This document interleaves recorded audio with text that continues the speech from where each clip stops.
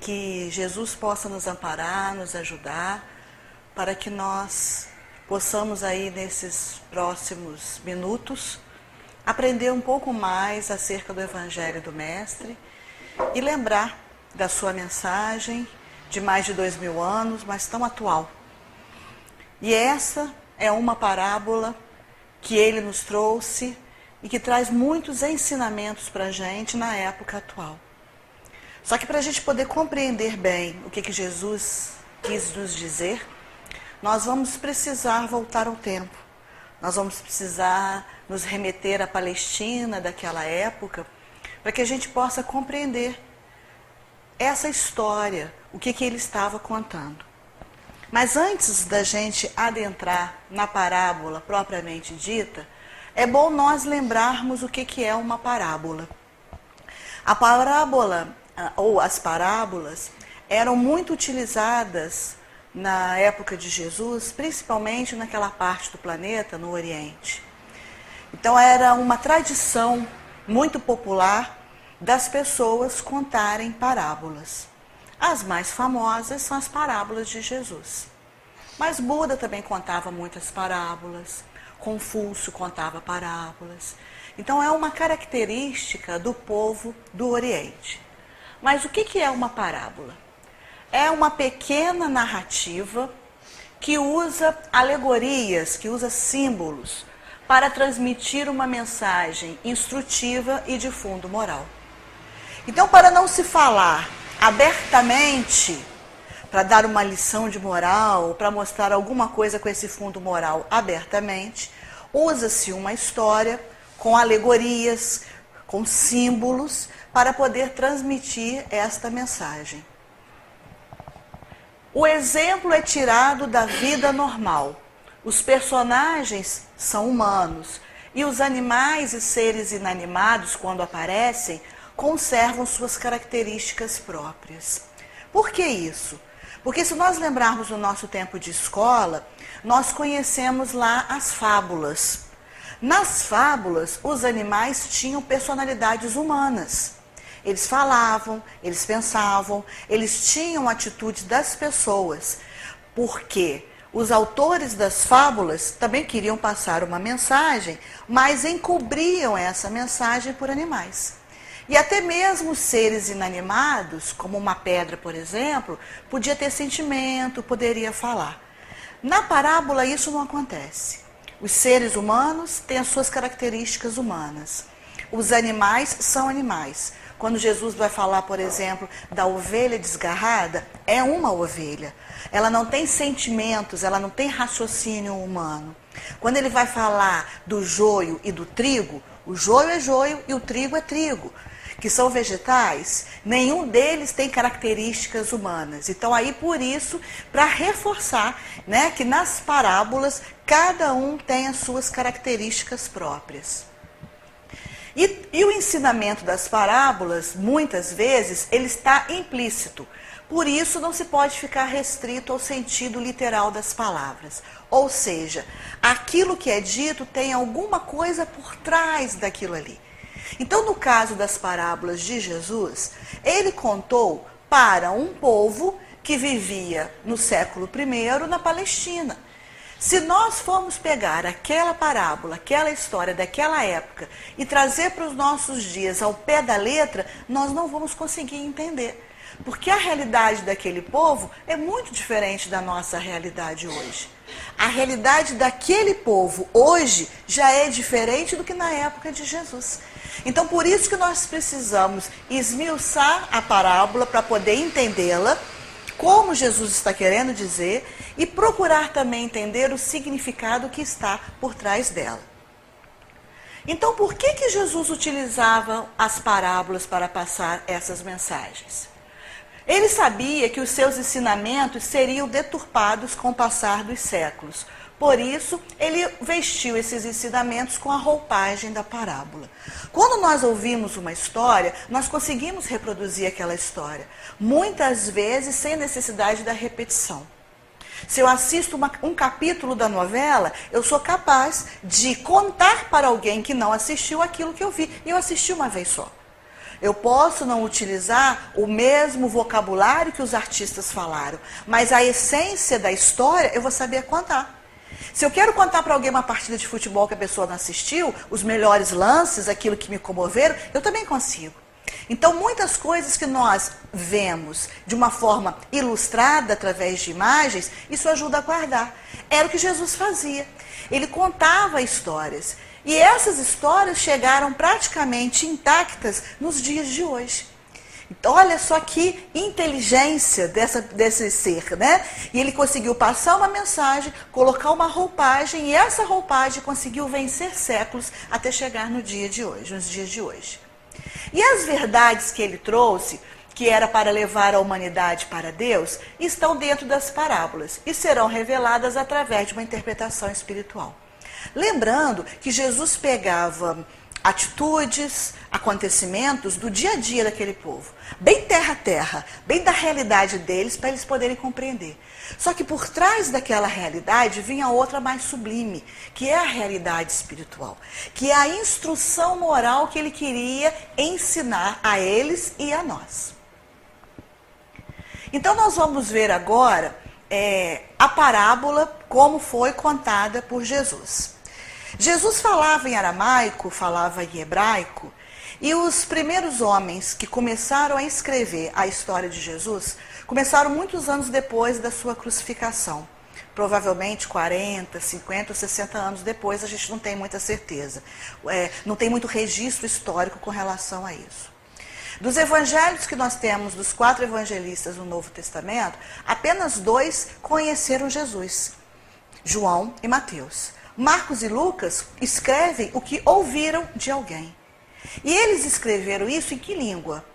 Provavelmente em aramaico ou grego, que também era muito difundido naquela época. E isso foi passando, não por pessoas alfabetizadas e letradas, mas por copistas. Existia essa profissão de copiar alguma coisa. E esses copistas, eles não eram alfabetizados. Então, se ele não conseguia entender uma diferença de uma letra, é igual alguém hoje, por exemplo, que não sabe ler e escrever, e que porque o I e o J tem um pinguinho, vai achar que é a mesma letra. Então, naquela época acontecia muito isso. Depois que esse evangelho foi sendo levado para várias partes do mundo, aquilo que Paulo fez, né, de levar o evangelho para o conhecimento, e depois isso foi se ampliando, foi necessário se fazer traduções. Então, desse aramaico, desse hebraico para o grego, do grego para outras línguas, até chegar no que a gente tem hoje no Novo Testamento, na nossa língua portuguesa. Então, o que nós vamos ver aqui, que está em Mateus capítulo 25, versículos 1 e 13, eu tirei do Novo Testamento, que foi traduzido por Haroldo Dutra Dias. Por quê?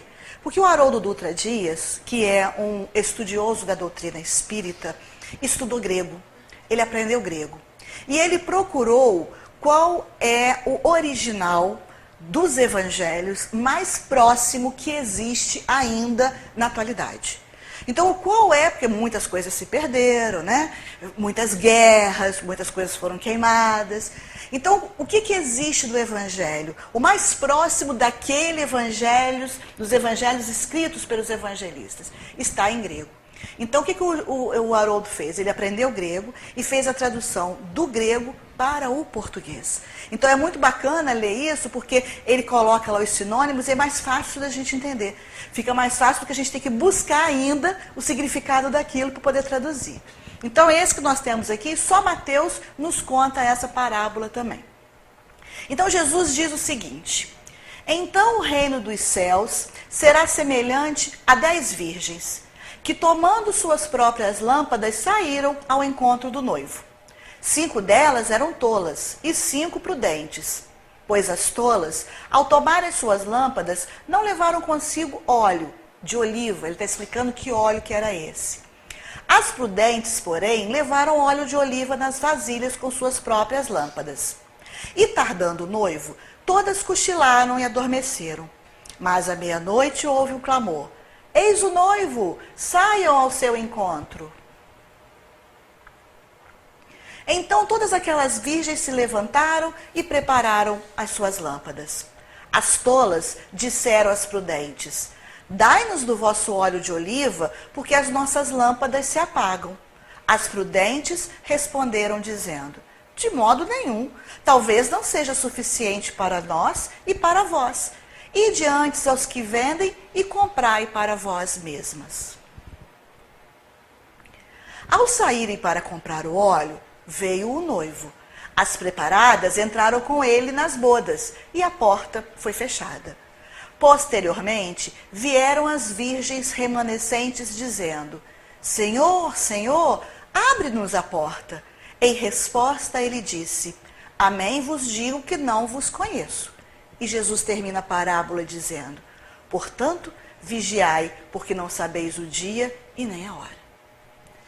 Aí a gente lê essa parábola e fica assim: bacana.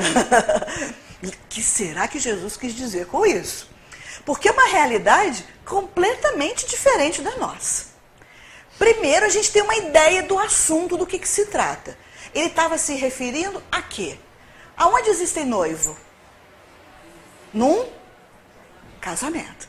Provavelmente ele estava falando de casamento, de uma festa de casamento. Né? Mas que 10 virgens era essa? Que porta é essa que fechou? Que noivo é esse que chegou meia-noite para o casamento?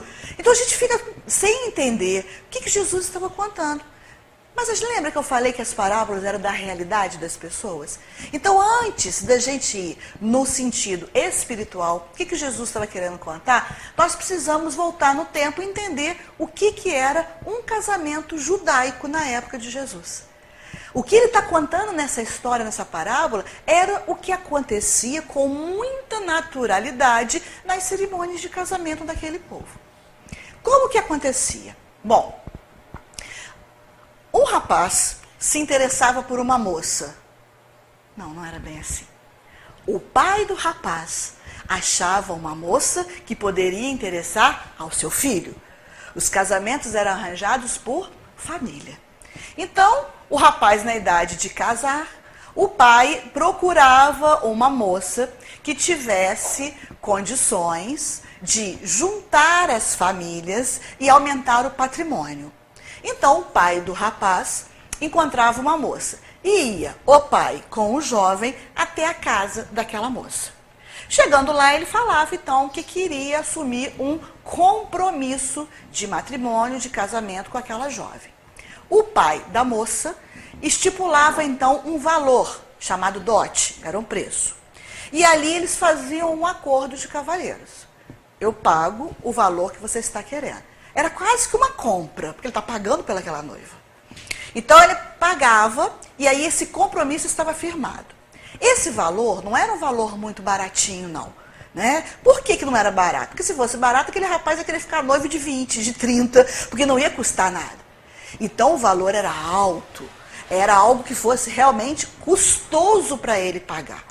Se ele não tivesse condições de pagar aquele valor, ele teria inclusive que trabalhar para o sogro, sem receber salário. Esse trabalho seria uma forma de pagamento por aquele dote. Então, firmado isso, esse acordo de cavalheiros, né, a moça não podia dizer nem que sim, nem que não tinha escolha, os pais é que decidiam. E aí ele combinava aquele valor ali. Então, a partir desse momento, que estava selado esse compromisso, já começava naquela data a ser o noivado. Bom, então ótimo. Então o rapaz vivia, no final de semana seguinte, vai lá para noivar, para conhecer a moça. Não. Eles não se encontram. E a gente não reclama de hoje, né? Não. Bom, aí eles não se encontram. E aí o que vai acontecer? Esse noivado durava mais ou menos 1 ano.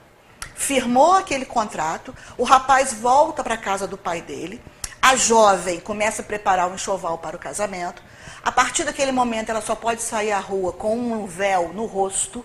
Esse véu no rosto era uma marca, uma característica das jovens que já estavam prometidas a alguém.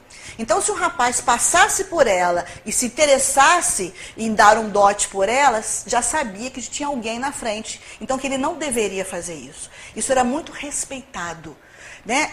Ela era uma moça já comprometida com alguém, isso era respeitado.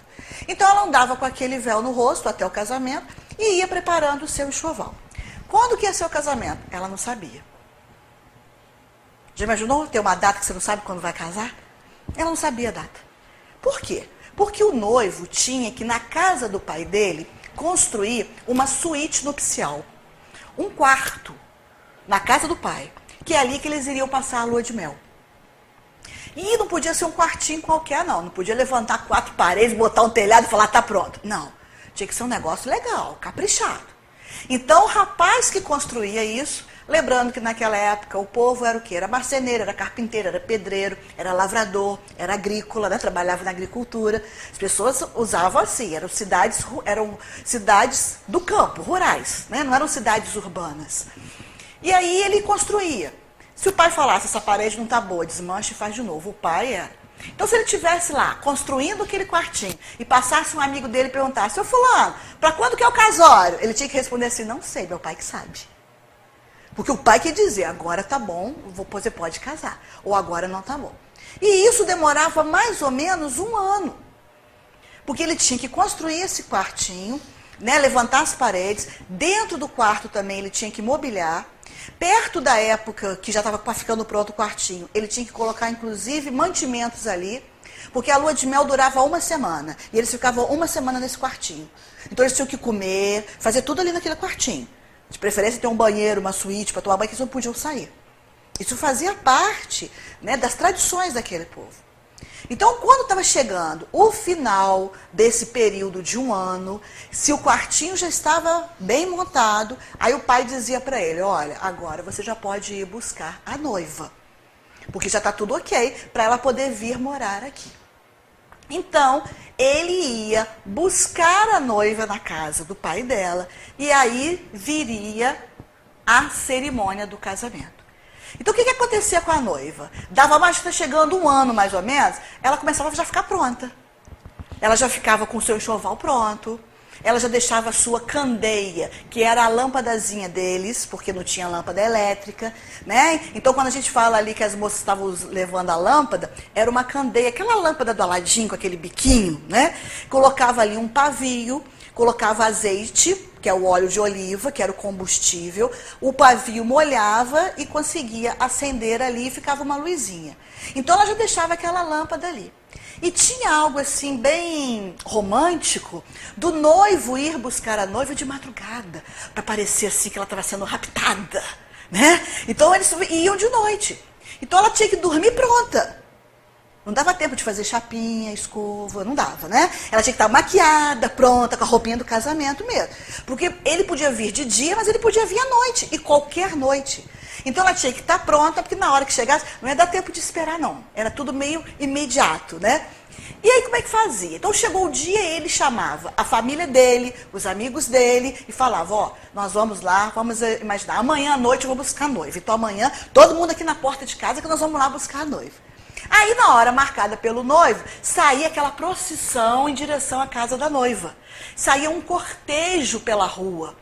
Então, alguém ia gritando, o noivo chegou. Para quê? Para avisar a noiva. Para não pegar ela tão de surpresa assim. Né? Tivesse com bobs no cabelo, dá tempo de tirar. Então, alguém ia gritando. Então, quando Jesus fala ali, fala, saiam todos, o noivo chegou. Era por isso. E eles iam num cortejo, cada um segurando a sua lamparina, e eles iam naquele cortejo até chegar na casa da noiva. Chegando lá na casa da noiva, os convidados dela tinham que ouvir o grito para chegar lá. Porque não tinha esse contato de família. Né? A família do noivo e a família da noiva não se conheciam. Os amigos não se conheciam, porque não tinha esse relacionamento. Então, quando eles ficavam sabendo que havia esse comprometimento, eles ficavam espertos ouvindo o sinal. Então, tá ouvindo aquele cortejo, aquela barulhada, abria a janela e falava, é o casamento, deixa eu correr, senão eu perco. Era assim que tinha que fazer. Igual hoje, quando a gente vê, não sei nem se é muito comum, mas carro com um casal, quando amarra aquelas latas no carro, quando sai buzinando, não é uma maneira também de festejar? Então, naquela época, eles festejavam assim. Então saía aquele grupo todo, chegava na casa da noiva, né? O rapaz entrava, pegava a sua noiva, as coisinhas dela ali do enxoval, os parentes, os amigos que tinham sido convidados, e todos eles iam para a casa do pai do noivo. A festa ia ser lá. Chegando lá, o casal entrava para o quartinho, que é a suíte nupcial, e os convidados, a família, ficava todo mundo esperando. Esperando o quê? O casamento se consumar. Então ficava alguém do lado de fora da porta do quartinho. Vocês entenderam, né? Quando o casamento se consumava, né, o noivo falava, ó, estamos casados. Né? Aí começava a festança. Aí tinha o banquete, aí tinha jantar, aí tinha a música. E os noivos participavam? Não, ficam no quartinho. Lembra? Uma semana de lua de mel dentro daquele quartinho. O lua de mel na casa do sogro, que maravilha, né? Uma semana lá. Passando essa uma semana, aí eles saíam do quartinho. Aí a moça já sem o véu, aí todo mundo via o rosto dela. Se fosse feia, não tinha mais jeito, já estava casada, né? Aí que todo mundo via, porque até então ninguém tinha visto, ninguém sabia. E aí, dali, tem uma última comemoração, que aí os noivos participam, podia ser um almoço, podia ser um jantar. E aí, depois disso, é que o casal vai para a casa deles, que provavelmente já tinha sido construída em algum lugar, e o noivo já tinha providenciado isso naquele período de um ano. Então, quando Jesus está contando para a gente essa parábola, aí a gente começa a entender. Porque a gente vai ver o que era o casamento judaico daquela época. Porque se a gente for pensar nessa história, na nossa cabeça, de século XXI, um país do Ocidente é completamente diferente. Nós não vamos entender esse ritual todo. Então, a história toda que Jesus estava contando é uma história de fatos que acontecem. Só que ele utilizou o quê? Qual o recurso que ele utilizou? Das moças que foram convidadas pela noiva para assistir o casamento, não sabiam o horário que o noivo ia chegar, e elas cansam e elas dormem. E aí o noivo chega de noite e o azeite, o combustível da lamparina delas está acabando. Então Jesus pega uma circunstância que poderia acontecer com alguém naquele cerimônia de casamento para passar a mensagem dele, que é aí que a gente vai ver. Então, por que Jesus está contando uma parábola e ele está utilizando de um casamento para contar essa parábola? Primeiro, porque o casamento era a relação mais íntima entre os seres que aquele povo conseguia. Era algo de muito valor, de muito respeito. Vê que não tinha certidão de casamento com assinatura. Era na palavra que o compromisso era firmado e era respeitado. Então, a união entre dois seres mais íntima, mais respeitosa que poderia existir era o casamento. Então, Jesus utiliza desse artifício para mostrar que nós também precisamos ter uma relação assim com Deus, de confiança, de respeito, de intimidade. Porque o casamento é o símbolo da união do homem com Deus. Ele fala, o reino de Deus será como... Então ele está explicando o que é essa união do homem com Deus. E chegará o dia em que acontecerá o casamento da humanidade com a mensagem imperecível do Evangelho. Vai chegar um dia em que toda a humanidade, não só os cristãos, aqueles também não cristãos, vão conhecer esse Evangelho e vão abraçá-lo. Porque Jesus não é o Jesus só daqueles que acreditam nele. Jesus é o mestre de todos. Livro dos Espíritos tem uma pergunta, né? Kardec pergunta, qual o espírito mais evoluído que a gente conhece, aquele que pode nos servir de guia e modelo? E a resposta é simples, Jesus. Por que Jesus? Porque Jesus é o modelo de todos. Não é só de católicos, não é só de protestantes, não é só de espíritas, é de muçulmanos, é de budistas. Por quê? Porque ele é o maior espírito que nós conhecemos em evolução moral de todo o nosso planeta. Então, mesmo aqueles segmentos que não seguem, não o acompanham, não vivem os seus ensinamentos, um dia isso irá acontecer. Então, quando acontecer isso, acontecerá esse casamento da humanidade com Deus. Então ele começa, o reino dos céus será semelhante a 10 virgens que, tomando suas próprias lâmpadas, saíram ao encontro do noivo.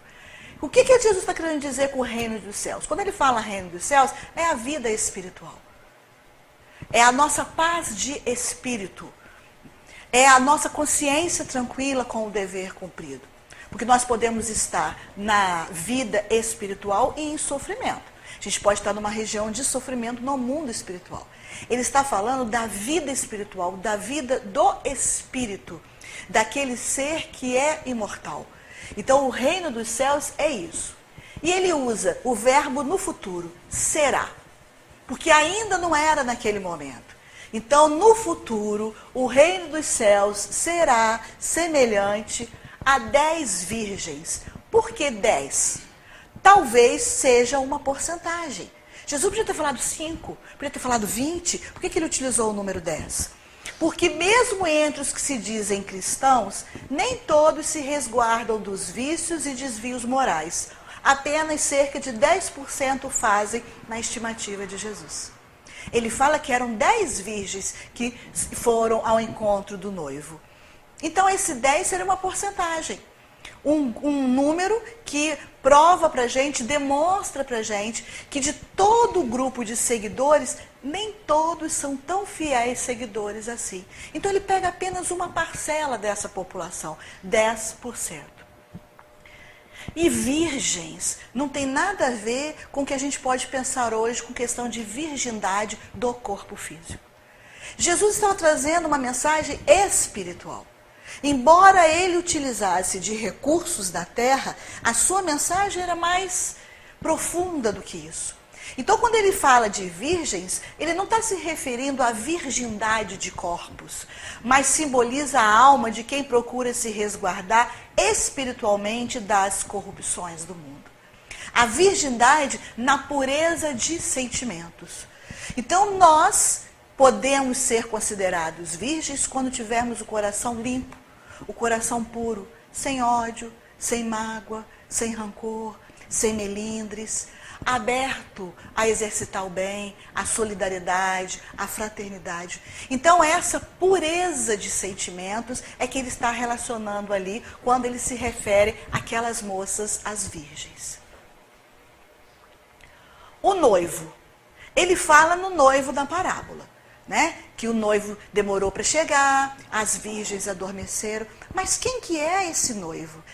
A quem ele está se referindo na parábola, na pessoa do noivo? E aí, para a gente descobrir isso, a gente recorreu lá no livro Consolador, na questão 309. Fazem uma pergunta para Emmanuel e a resposta dele, que é grande, mas esse pedacinho é o que nos interessa, ele responde o seguinte: o esposo da humanidade terrestre é Jesus Cristo, o mesmo Cordeiro de Deus que arranca as almas humanas dos caminhos escusos da impenitência. Então o noivo era ele próprio, o mestre. Então ele está contando a história do noivo, se colocando ali. Por quê? Porque o casamento é a união, né, da humanidade com Deus. E quem é que vai fazer essa união? Quem é que vai fazer esse enlace matrimonial? É Jesus, através do seu evangelho. Para isso que ele veio. Para unir os homens a Deus. Nós estávamos nos afastando de Deus. Então ele vem com a sua mensagem de amor, nos mostrando um Pai misericordioso, um Pai amoroso e bom. E ele quer nos unir nisso. Então o noivo é Jesus, como Emmanuel está ali. Agora, vocês repararam que na parábola não fala nada sobre a noiva? O que eu falei da noiva aqui, eu contei a história como é que era o casamento judaico. Mas na parábola em si, não aparece a noiva. Aparece só o noivo. Mas pela resposta do Emmanuel, a gente já sabe quem que é a noiva. Olha a primeira frase. O esposo de quem? Da humanidade terrestre. Se ele é o esposo da humanidade terrestre, quem que é a noiva? O planeta Terra. Então Jesus utiliza desse casamento para mostrar que quando nós vivenciarmos o seu evangelho de luz e de amor, nós estaremos nessa relação íntima com Deus. E aí a humanidade com certeza será muito mais feliz. Então o será dele é um momento futuro, uma perspectiva de algo que estava para acontecer. E aí ele continua. Tinham as 10 virgens, 5 delas eram tolas e 5 prudentes. Tem traduções que falam nécias, que é uma coisa de tolas, falam imprudentes, falam loucas, então vai depender da tradução. Tolas foram aquelas que não levaram o recurso de ter mais azeite porque precisavam. Então 5 delas eram tolas e 5 eram prudentes. Também entre as criaturas de costumes melhores, lembra que ele só pegou 10% para mostrar para a gente que era uma fatia da população que estava disposta a seguir o seu evangelho. Mas mesmo dentro dessa fatia pequena, ainda dividiu na metade. Então, 5 dessas criaturas têm costumes melhores. Existem diferenças de comportamento e atitude. Então, as 10 saíram pelo mesmo motivo, para acompanhar uma cerimônia de casamento. Provavelmente eram amigas da noiva. Porque quando elas chegam lá na casa do noivo, que a porta está fechada, ele fala que não as conhece, não as deixa entrar. Então, provavelmente, ele não era conhecido dele. Então, elas eram conhecidas da noiva. E mesmo nesse grupo de 10, 5 delas eram tolas e 5 eram prudentes. O que significam as tolas, então? As virgens tolas significam aquelas pessoas cujo símbolo é que não estudam, enfastiam-se quando se lhe fala de assuntos espirituais e não praticam ações que promovam o bem. São aquelas pessoas que falam assim, deixa isso para a próxima encarnação, aí eu resolvo. Então são aquelas pessoas que não estão aproveitando a oportunidade presente de se melhorarem, de progredir, de evoluir. São tolas nesse sentido, porque estão desperdiçando o tempo que poderiam estar aproveitando em seu próprio benefício e estão deixando para depois. E as prudentes? Simbolizam aqueles que leem, que estudam, que experimentam, que investigam, que raciocinam, procurando compreender a vida e trabalhando pelo seu próprio aperfeiçoamento. Não são pessoas perfeitas. São pessoas que erram, porque através dos erros nós aprendemos muita coisa. Mas são aqueles que perseveram na mudança para melhor. Que procuram investigar, mas por que está acontecendo isso comigo? Por que de novo eu estou passando por essa experiência? Ai, porque eu não aprendi da outra vez. O que eu preciso? O que será, né, que eu preciso aprender com essa experiência que eu estou vivendo para que isso não me aconteça mais? Qual é a conduta que eu preciso ter para me melhorar, para ser uma pessoa melhor? Então essas são as prudentes. Então as tolas tomaram as suas lâmpadas, mas não levaram consigo óleo de oliva. As prudentes, porém, levaram óleo de oliva nas vasilhas com suas próprias lâmpadas. Então as lâmpadas que eles usavam naquela época, não existia luz elétrica, não existia um poste nas ruas, não existia luz nas casas. Então anoitecia, o que iluminava, o que fazia iluminação? Eram essas candeias, essas lâmpadas pequenininhas. Elas são pequenas mesmo. Elas não são muito grandes. As maiores, mais ou menos assim, né? Que eu falei que a lâmpada, aquela lâmpada parece que é do Aladim. Então coloca o azeite, que é o óleo de oliva aqui dentro, um pavio, igual está ali. Enquanto aquele pavio está sendo molhado nesse azeite, tem combustível. Então o fogo mantém-se aceso. Quando seca, quando acaba aquele azeite ali, a vela não consegue, não é uma vela, é um pavio, não consegue mais acender. Então fica no escuro. Então vamos imaginar, a Palestina daquela época, as ruas eram asfaltadas? Claro que não, de terra, com buraco. Então para sair à rua, mesmo para ir numa vizinha, tinha que ir com isso ligando. E eu não sei se vocês já viram o filme da época de Jesus, muitas vezes eles pegam isso e fazem assim, ó, por perto para ver o rosto da pessoa. Por quê? Porque o diâmetro de iluminação dessa lâmpada é muito pequena. Ela não consegue iluminar um lugar muito grande, muito amplo. Então, quando ia aquele cortejo todo, cada um tinha que ter a sua lâmpada para poder ir olhando, para olhar para o chão, para ver aonde que estava andando. Então, as moças prudentes levaram as suas candeias com a sua vasilhinha de reserva. As que não eram prudentes não levaram a reserva. E o óleo, ele representa os conhecimentos que fazem combustão em nossas almas, acendendo em nosso coração a lâmpada sagrada da fé. Por que Jesus fala nesse detalhe de óleo? Era uma coisa tão banal para aquele povo, porque claro, se não tivesse o óleo, não podia acender. Mas que óleo é esse? Esse óleo dentro daquela lâmpada ali trazia vida, trazia luz, trazia brilho, luminosidade. Então é uma comparação. Esse óleo representa os conhecimentos que quando a gente adquire, provoca uma combustão dentro de nós, um fogo que se acende e a gente pode fazer coisas melhores do que a gente vem fazendo. Quando Jesus fala assim, vós sois deuses, pode fazer o que eu faço e muito mais. Deixe brilhar a vossa luz. O que ele está fazendo? Ele está nos instigando a fazer jorrar isso que nós trazemos dentro de nós. A fazer com que esses sentimentos gerem uma combustão em nossas almas, para que a gente possa cada vez mais avançar a passos firmes. E aí, recorrendo ao Evangelho segundo o Espiritismo, no capítulo 19, item 7, nós vamos encontrar essa indicação de Allan Kardec. Interessemo-nos pelas coisas espirituais, cultivando o estudo, a meditação em torno das realidades transcendentes e as divinas leis que as regem, a fim de termos uma fé firme, raciocinada, que possa enfrentar a razão face a face em qualquer época da humanidade, como recomenda Allan Kardec. Quando nós adquirirmos esses conhecimentos, quando nós estudamos, quando nós meditamos, fica mais fácil o nosso entendimento e a nossa mudança de comportamento. Eu não estou mudando o meu comportamento porque alguém disse. Eu estou tendo consciência de que aquilo é necessário porque será o melhor para mim. Sendo o melhor para mim, vai ser o melhor para todos aqueles que estão ao meu redor, consequentemente para a sociedade em que eu estou inserido. Então nós vamos ter um mundo melhor? Sim, a partir do momento que nós nos modificarmos para melhor. Porque nós fazemos parte desse mundo. E tardando o noivo, todas cochilaram e adormeceram. A noiva não sabia o dia, falou, ó, tá por esses dias, já completou o ano, qualquer hora ele aparece. E elas doidas para participar da festa, né, não querendo perder a festa, elas foram. Saíram cedo, não precisava nem daquelas lâmpadas ainda, e demorou para chegar, ele chegou à meia-noite, quer dizer, escureceu, elas dormiram. E aí, claro, o combustível das suas lâmpadas, né, acabaram. Então elas cochilaram e depois acabaram adormecendo, pegando no sono mais pesado. Há um tempo de espera para todos nós.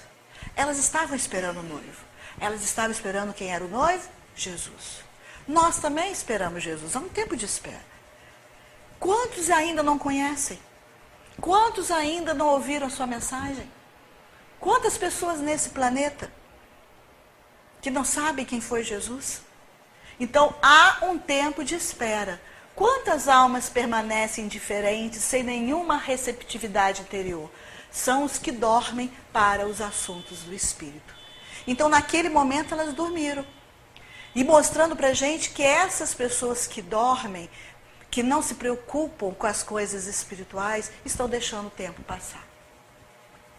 Mas, à meia-noite, houve um clamor. Eis o noivo, saiam ao seu encontro. Então elas dormiram e por volta da meia-noite o cortejo chega trazendo o noivo para buscar a noiva. E alguém que fazia parte daquele cortejo vai gritando para que as pessoas saibam que ele está chegando. Porque aí não era os convites igual a gente tem hoje, né? Que a gente escreve, subscreve, vai na casa, o convite vem o lugar, a hora, o dia do certinho. Aquele dia não tinha isso. Então o convite era de boca e o dia da festa era uma gritaria. Então alguém gritou que o noivo estava chegando, que era para as pessoas irem ao encontro para participar da festa. Por que meia-noite? Jesus não podia ter falado 10 da noite, 6 da tarde. Por que meia-noite? O anúncio da vinda do noivo, ou o reino dos céus, veio à meia-noite, que foi a hora que o noivo chegou. Na primeira hora de um novo dia, quando as trevas ainda prevaleciam, mas já se há adentrado um novo ciclo. Jesus queria mostrar que um período já tinha se fechado. Meia-noite é a última hora daquele dia.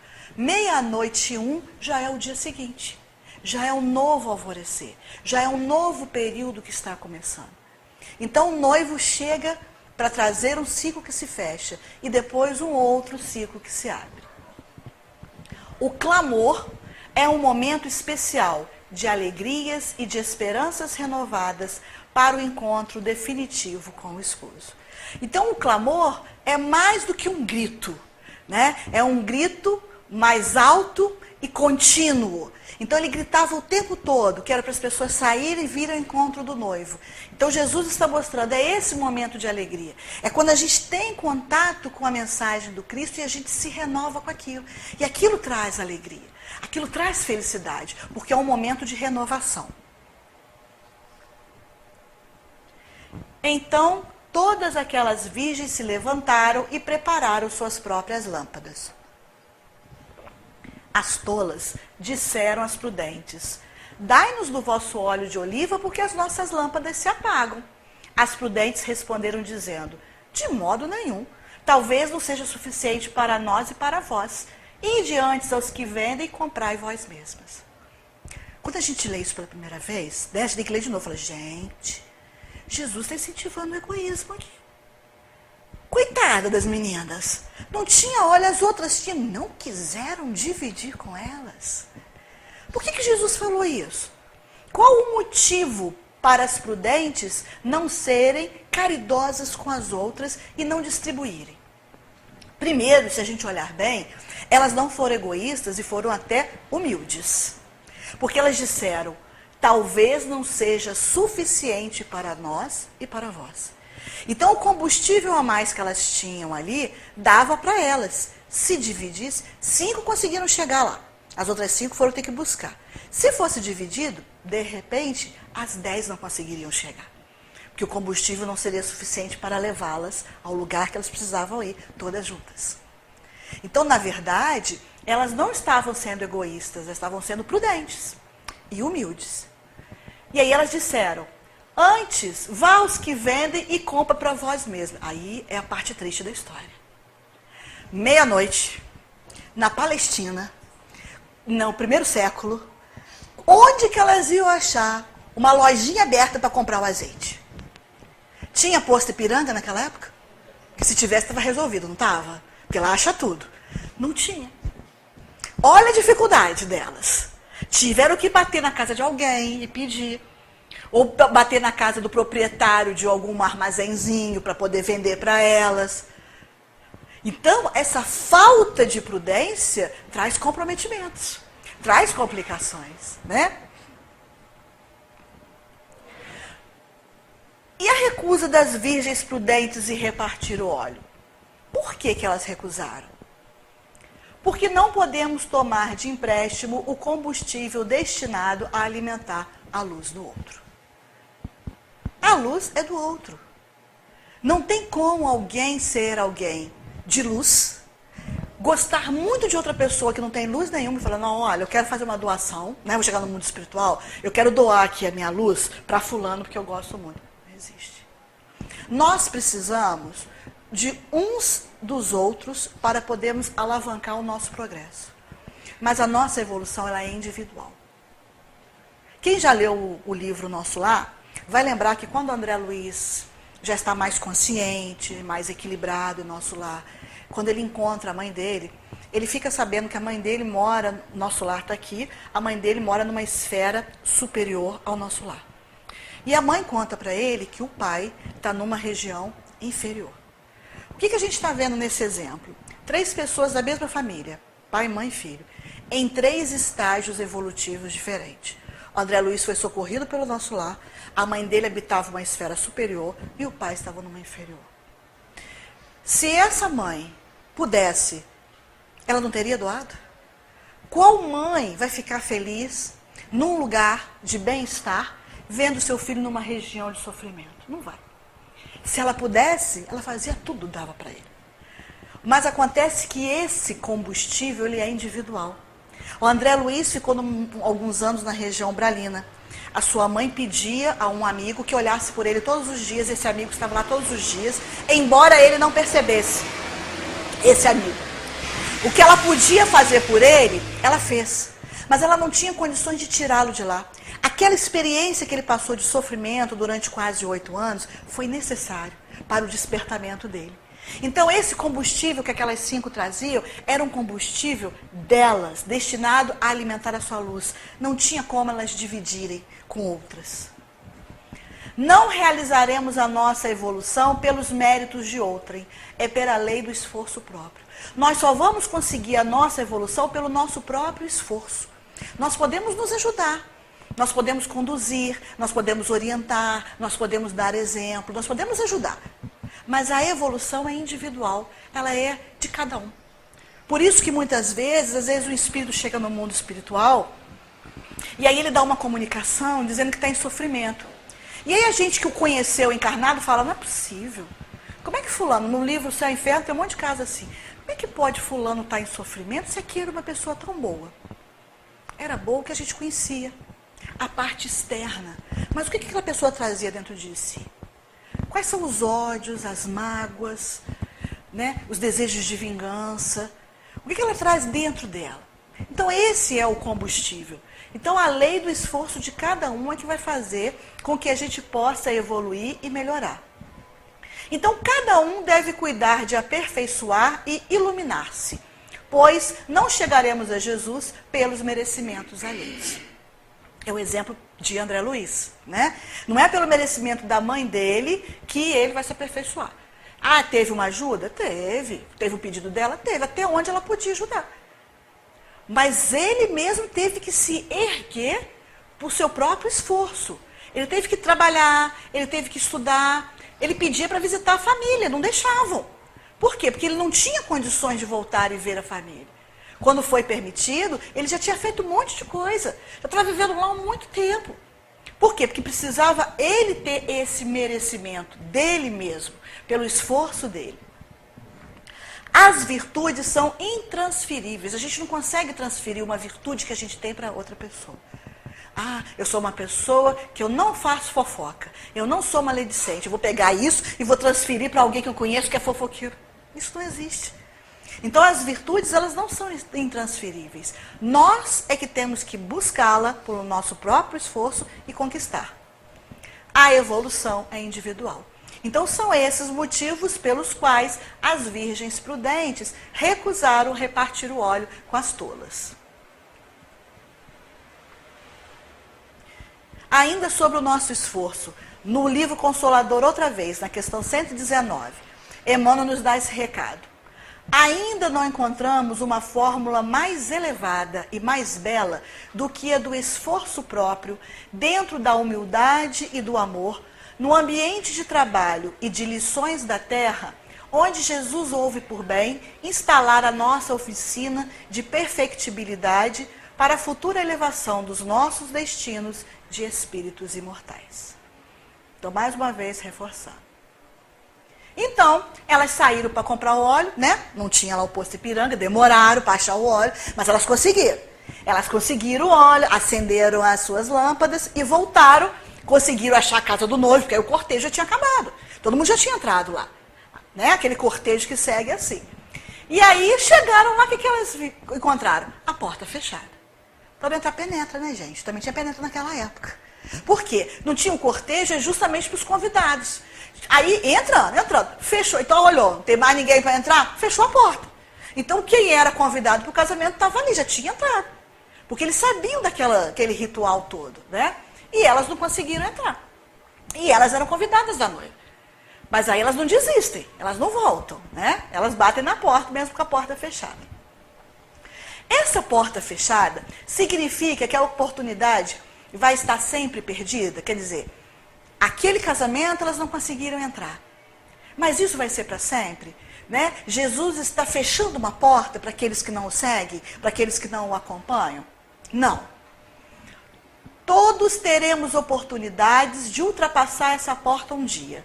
Mas a demora ou a presteza em alcançá-la depende de nós. A parábola diz que o reino dos céus é semelhante a 10 virgens e não apenas a 5. Não só as 5 que entraram. É lícito concluir que as 5 virgens retardatárias tenham entrado no reino dos céus em outro ciclo evolutivo, posterior ao das suas companheiras. Então, naquele momento, elas não conseguiram entrar. A porta foi fechada para elas. Posteriormente, né, elas vieram dizendo, Senhor, Senhor, abre-nos a porta. E em resposta ele disse, ele aqui é o noivo, que ele era o dono da festa. Lembra? Casa dele, casa do pai dele, né?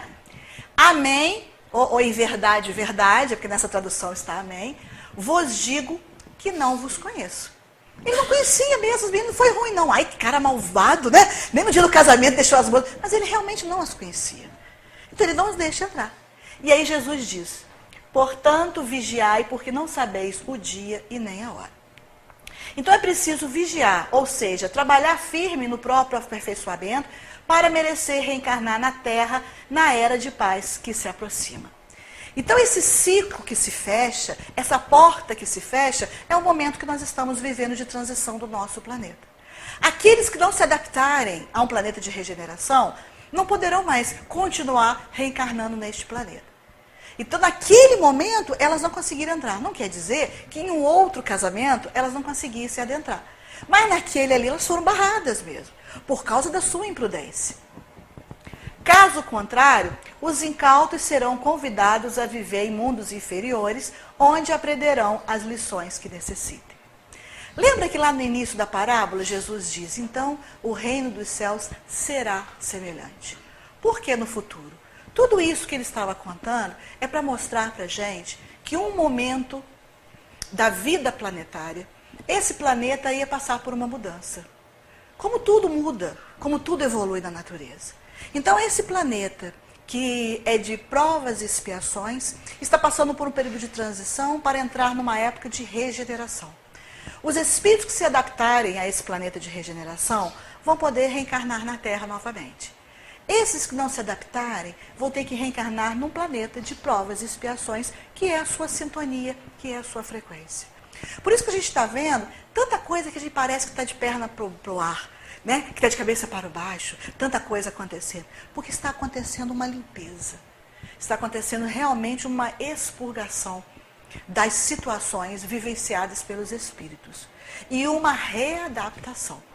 E aí a gente escuta muito falar, né, de planeta de provas e expiações, planeta de regeneração. O que significa isso? O mundo primitivo, né, Kardec traz isso lá no Evangelho segundo o Espiritismo, capítulo 3, de uma forma bem didática, para a gente poder entender os mundos habitados. Os primitivos são destinados às primeiras encarnações da alma humana. A vida é toda material, se limita à luta pela subsistência. O senso moral é quase nulo, por isso mesmo as paixões reinam soberanas.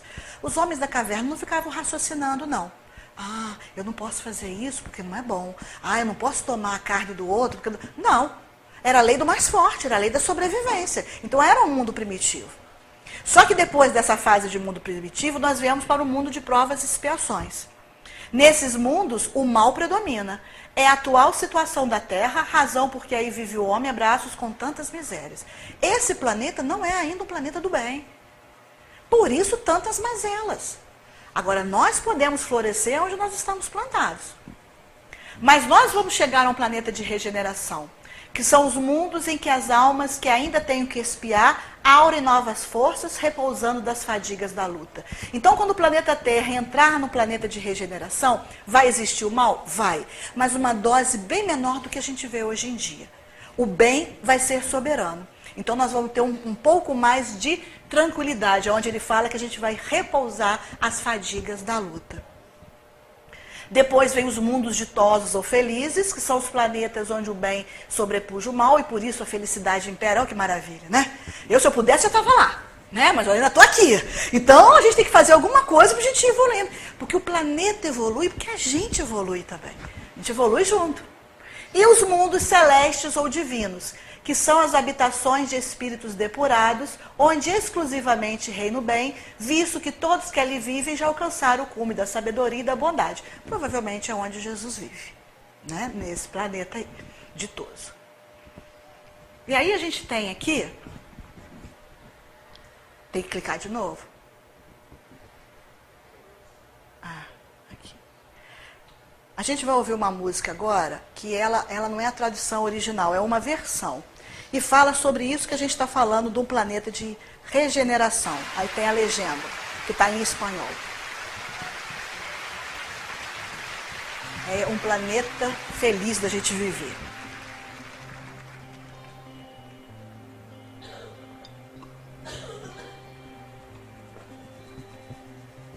Tá saindo som não, né? Ó.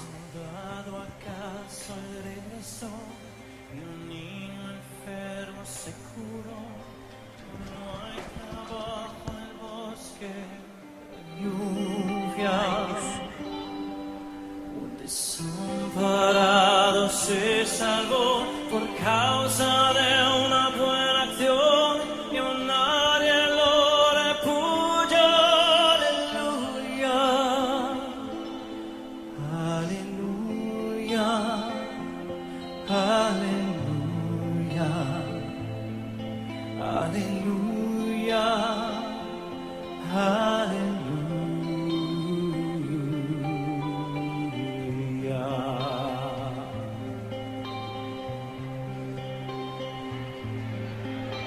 Un ateo que consiguió creer y un hambriento y tiene de comer.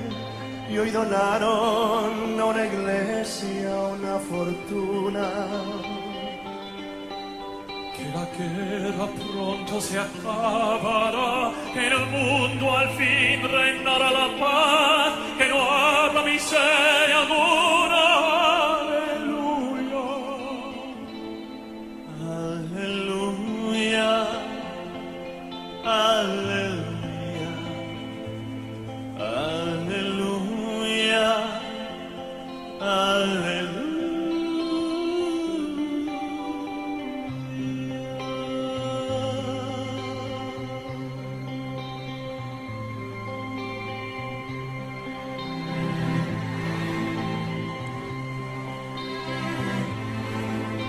Porque la norma sea y no gobierna corrupción, sino lo bueno y lo mejor del alma pura. Porque Dios nos proteja de un mal final, porque un día podamos escarmentar, porque acaben con tanta furia.